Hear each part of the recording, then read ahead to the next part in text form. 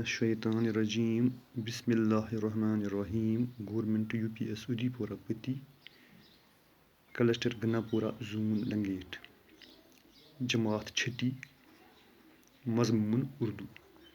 پیارے بچوں، آپ اپنی کتاب نکالیے اور جو ہمیں آج اس چھٹی جماعت کا سبق پڑھنا ہے صحت اور صفائی، اس کا عنوان ہے صحت اور صفائی. پیارے بچوں، آپ جانتے ہو صفائی کتنی ضروری، انسان کے لیے کتنی ضروری ہے. صفائی نصف ایمان ہے. صفائی کے بغیر انسان نہیں. جیسے کہ آپ جانتے ہو آج کل ساری دنیا میں وبائی بیماری پھیل رہی ہے. اس کا بھی انحصار اسی صفائی، اگر انسان صفائی رکھیں، صاف ستھرا رہے تو یہ بیماری پھیلنے کا بہت کم امکان ہے. انسان بچ سکتا ہے ان بیماریوں سے.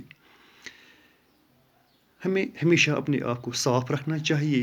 ہاتھ، منہ، ناک صاف رکھنے چاہیے. اپنا ارد گرد صاف رکھنا چاہیے. صفائی انسان کی زندگی کا دار و مدار زیادہ صفائی پر ہی ہے. بچوں، آپ اپنی کتاب نکالیے اور یہ سبق نکالیے صحت اور صفائی. اس میں آپ کو یہ پڑھاؤں گا، آپ دھیان سے سنیے.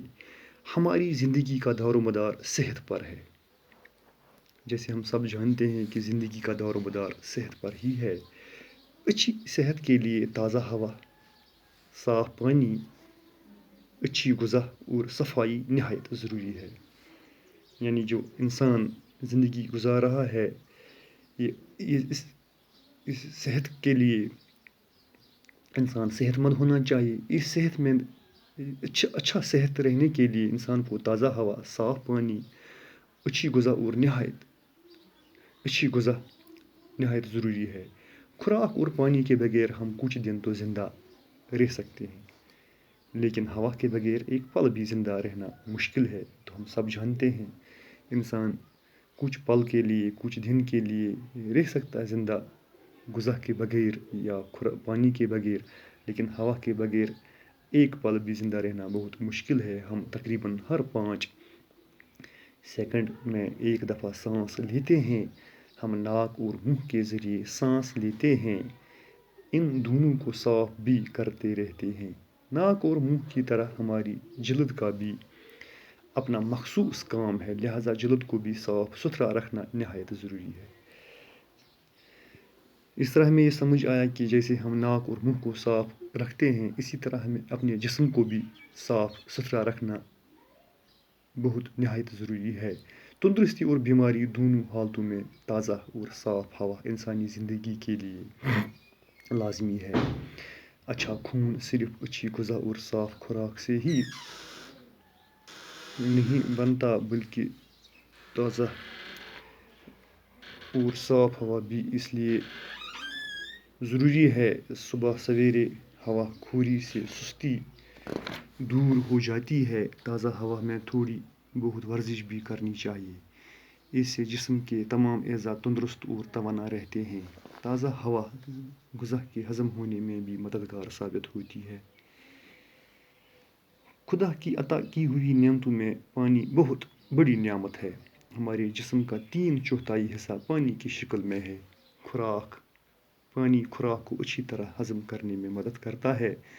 پینے کے لیے پاک اور صاف پانی کا ہی استعمال کرنا چاہیے. ابلا ہوا پانی عام طور پر جراثیم سے پاک ہوتا ہے. قدرتی پانی پہاڑوں پر جمی برف کے پگھلنے سے حاصل ہوتا ہے یا بارش سے.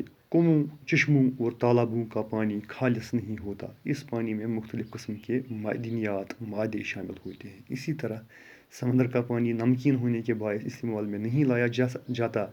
آلودہ پانی کے استعمال سے ہیضہ اور ٹائفائڈ جیسی مہلک بیماریاں پیدا ہو جاتی ہے. ہوا اور پانی کے بعد سب سے ضروری چیز غذا ہے. ان 2 چیزوں کے بعد سب سے ضروری چیز جو ہے وہ غذا ہے. ہماری صحت کا انحصار غذا کے درست انتخاب پر ہے.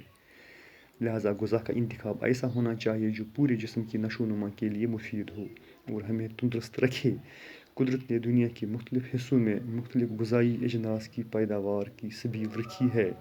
مقامی پیداوار سے حاصل ہونے والی غذائی اشیاء، موسمی پھل اور سبزیاں وغیرہ صحت مند انسان کی توانائی برقرار رکھنے کے لیے مفید ثابت ہوتی ہے۔ اچھی غذا وہی ہے جو ہلکی، سادہ، قوت بخش اور تازہ ہو۔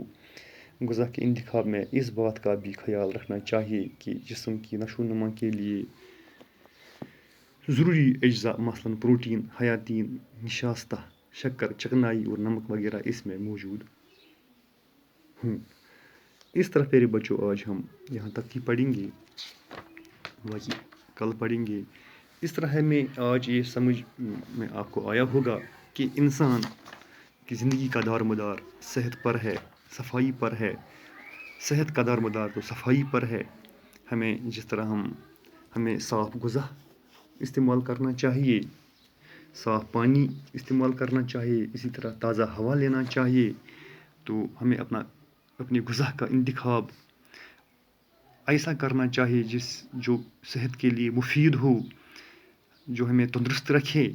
بچوں، مجھے امید ہے کہ آپ نے ان باتوں پر آپ عمل کرو گے اور آپ کا صحت ٹھیک رہے گا انشاءاللہ۔ باقی ہم کل پڑھیں گے، آج اتنا ہی۔ اللہ حافظ۔